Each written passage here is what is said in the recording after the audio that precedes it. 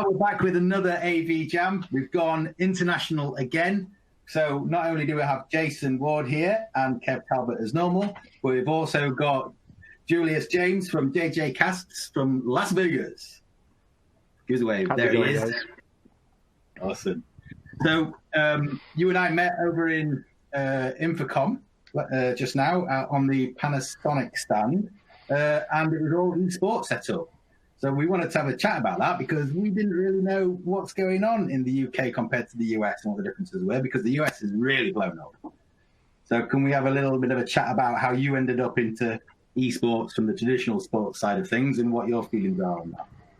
Yeah. So it's actually kind of interesting because when I first started, I didn't know what I really wanted to do. I know I wanted to do sports casting because I've always been very interested in sports, and I've always thought sports was something that was a passion, so I could pursue a career in it. But I didn't know how to get started in esports, really. My friend just told me one day, hey, man, you've got a nice voice. You should probably try to use that for like shoutcasting, which is basically play-by-play commentary for esports.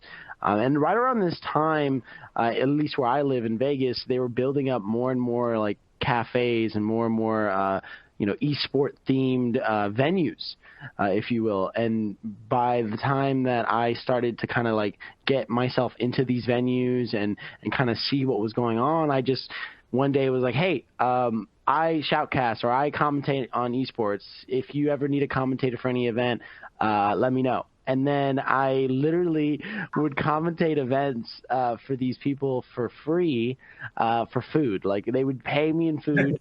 And they would pay me in food, and they would say, they would give me a couple of energy drinks, right, and be like, okay, here you go, cast for us. And to me, that was awesome. It was like, no big deal. I was still in college, right? I was still at university, and so I was like, sure, I'll cast and do this for free. Like, it's so fun to me. I don't care.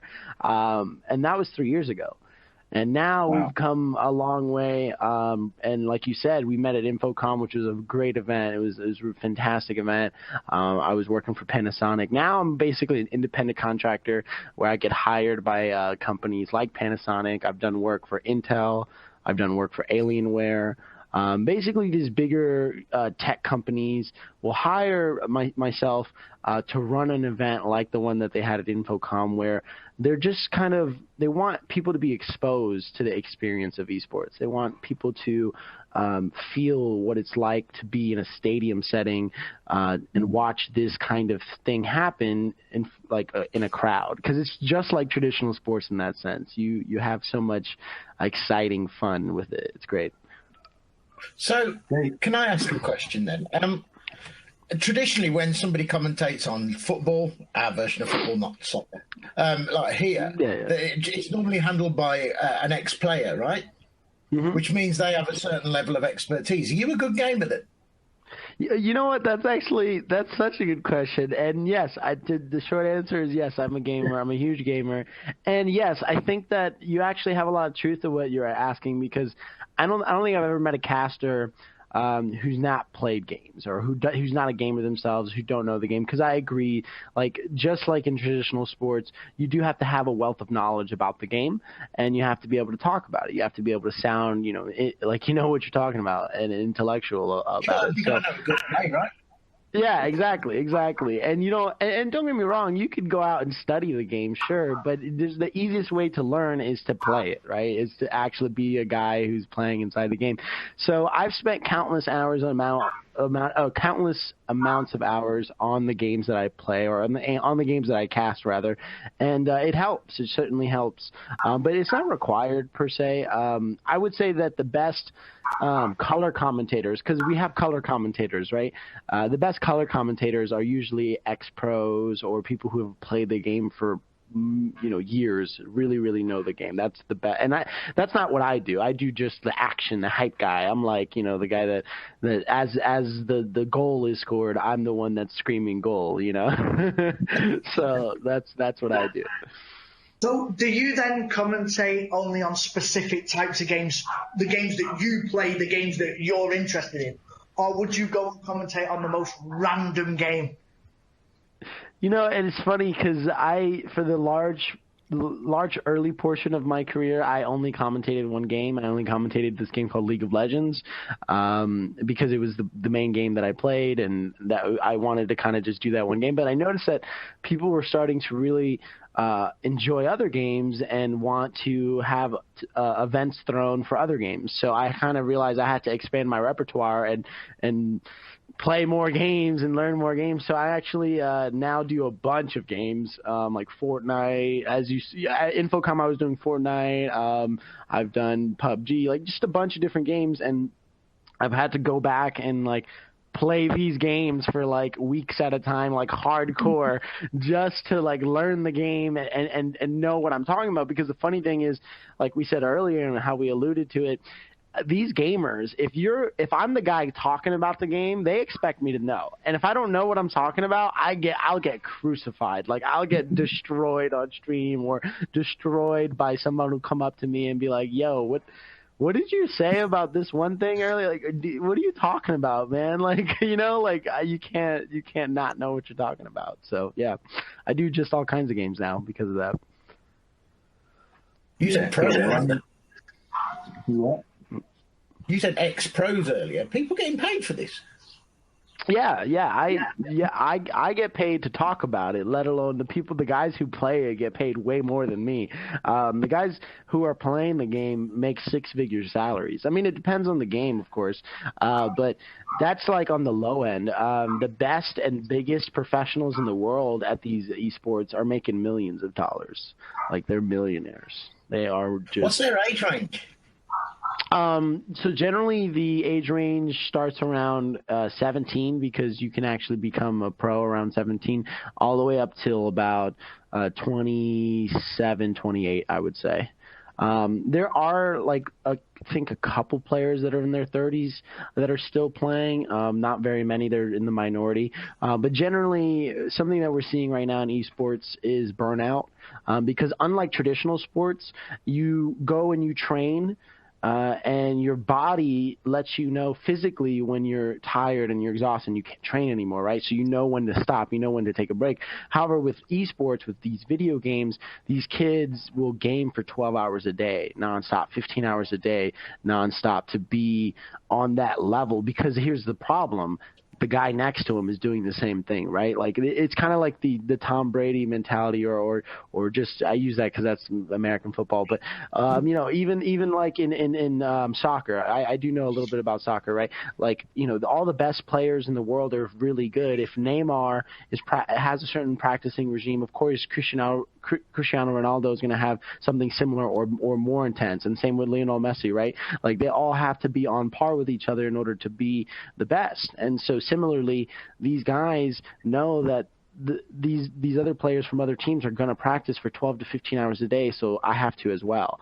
And it causes them to really put a toll on their body, because it's still physically, draining to be at a computer desk for 15 hours a day, hyper focused, and they have issues. So right now we're still kind of working on how to set up a good training regimen for players, because it's the reason why there's no longevity in the career. That's the reason why there's not a lot of older people in the sport. So, are the gamers then, are they doing this all themselves? Are they building their own profile? Or is there kind of like teams and they're part of teams and they've got agents and they're going in? Is it almost like an athlete of whatever other sport? Yeah, no, it's actually pretty interesting, because there's plenty of esports organizations at this point now that have agencies that, like, they'll scout out these players. They'll find these guys through means of like Twitch, where they stream by themselves, like kind of where I stream, and they'll find players that are good, and they'll bring them on. They'll sign them a contract, and they'll be on the team. And it's crazy because these teams are backed by multi-million-dollar entities. A lot of the bigger sports names in the industry for traditional sports are now backing esports. So a good example would be, you know what? I had a good example for for Europe, actually, there's this football club called FC Schlock 04, I think. They have Germany, they have their football team, and they have an eSports team now. So in Europe, they have a completely sponsored and made team of 5 guys who play League of Legends as professionals, and they've got a franchise slot in the league that the game runs, because the maker of the game has their own separate league, and they televise these games and cast these games, and they get paid. And so that is pretty much similar for every other team in both the States and in some parts of Europe, obviously. But yeah, it's crazy. So at that point, then I'm guessing it's still, even though they're part of a team, it's still, most of these games are single player. It's still every man for himself. You've just got the team behind you to kind of get you where you are. No. Actually, so if we take a step back, esports are generally, at least the best esports. This can be argued, but I would say the best esports, and the reason why they're as popular as they are, is because of a few reasons. They all maintain the same similarities as traditional sports, in the sense that they're team games, they're team-based games. They're usually teams of 5 versus another 5. So there's a lot of team coordination required. There's a lot of synergy required. There's a lot of communication that is required. And then there's also an objective, right? There's an objective to be had. Just like in traditional sports and football, the objective is to score a goal, right? That's how you win. There's a point system. Well, similarly in these games, there's an objective system. There's a point system. Without having to delve too much into details, generally the objective is to beat your opponent by, destroying their base if they have a base, or if it's a shooter game, to plant a bomb and kill the other team while you're trying to do so. And so there's ways to track these different metrics to see who the best players are, right? Like who the guys are that are like doing getting the most kills, getting the most of this or that. But usually the best players in the world can't do it on their own. You know what I mean? There's the Michael Jordans, right, of esports already, which is surprising too. His name is Faker. He's the best in the world, right? But even himself, as being known as the best player in the world, can't do it on his own. He needs his team, and it's a team thing, and that's why it's so fun to watch, and it fills out stadiums. I mean, 30,000 plus stadiums get sold out in minutes to these types of events, and I've been to one myself, like just as a guest, or just as a spectator, and I was blown away. I was blown away with how much these crowds get so excited to watch, 5 guys versus another 5 guys on stage, all playing on computers. They're like playing on 5 computers. They're playing on 5 computers facing each other. It's really like the way they like do it to make it look cool and make it look like it's like, a sport and such. It's kind of hilarious, but it's exciting. It's exciting to watch these 5 young guys play against each other in a virtual world that is just as competitive as this outside world. So you kind of alluded on to the question I was going to ask, just to kind of wrap all this up for us. But as an AV focused kind of video cast here, when you've got 5 guys sitting against 5 guys and a couple of monitors in front of you, what do you see as a commentator as the cool tech, the stuff that really makes this exciting and brings in those big crowds to not only see the players, but to just be feeling involved, I suppose? Yeah.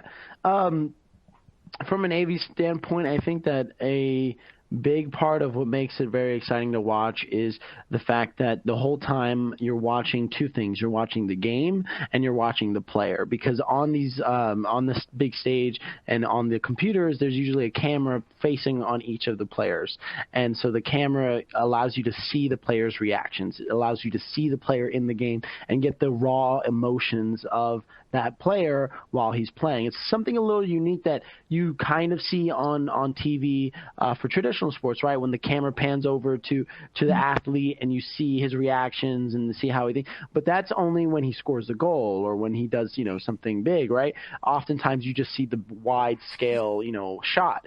But this allows you to always see the players face while you're watching the game. So as things are happening, you can look down at the guy's face and see how focused he is and the faces he's making. And when something huge happens, like, he goes back in his chair and he's shocked at what just happened, and you're like, what? And so you kind of share the same emotions as what's happening with the player, and it's exciting. And you at the same time are getting this beautiful shot of the game play on a big screen, like a big jumbotron of sorts, and it makes it feel very sporty. It makes it feel just like a sporting event. It makes it feel just like you were at any other traditional sports event, and I think that is what's the future. Honestly, I think that's what the future is. We got to go to one then. When this time next year, when we're in Vegas, we'll go to the Luxor. Yeah. And we'll have to go, and there's something in London. Maybe we'll look that up as well. But we'll go to the Luxor because I've got to see this for myself. From a professional point of view, but then from someone who's rubbish at games to see how somebody does it correctly as well, and see what all this is about. Also, I could have listened to you for even longer, Julius, but thanks for joining us. Really appreciate it. Maybe we'll get together at some point in the future. Thanks for watching, guys. See you soon.